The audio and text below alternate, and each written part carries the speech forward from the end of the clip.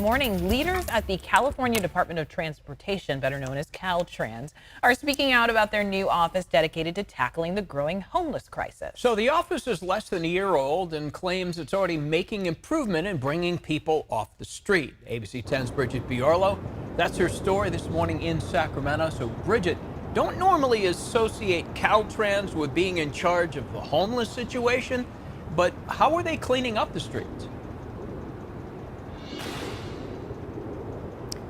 True, Walt, but they are in charge of all this, the infrastructure that our roads go on, and they need to make sure it's kept clean and safe for the motoring public. And they have received millions of dollars to remove homeless encampments that have doubled nearly in size in Sacramento since the pandemic.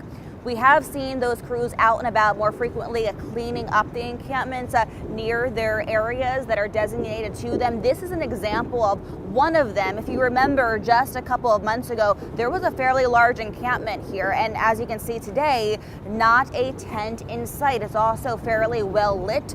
And even a farmer's market is held here now weekly. So that was just not the case not long ago. It's all part of the mission of a new office with Caltrans that's dedicated to reducing homelessness and protecting transportation infrastructure that has either been damaged by fires started at encampments that we reported a lot about, or sanitation concerns. Caltrans says they were not just going around and removing camps, but they are speaking with people living in these places and connecting them with services. The governor set aside $750 million to do this across the Golden State, and leaders here in Sacramento say they are seeing some results.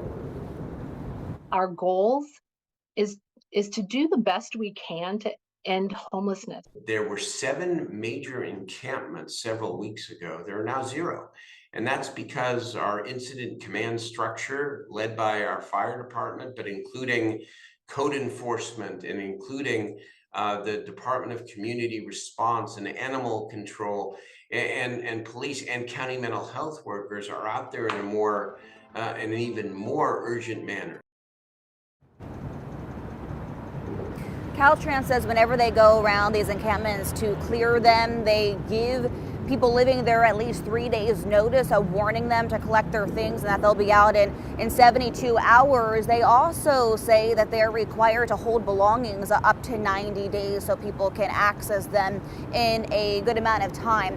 What remains unclear, and these are kind of key questions here, Walt, where are all these people going? Too often they just get moved from one street corner to another. A lot of them don't want to go to shelter for various reasons, including pets, perhaps, that are not always allowed in these shelters. Also, how many of these people are accepting the services being offered to them? The mayor has said he wants people to accept those services voluntarily. No telling, though, how many of those people are cooperating at this point. We are trying to find out the information, though. Yeah, a lot of open-ended questions and problems. Bridget Biorlo on the Caltrans story. Thank you, Bridget.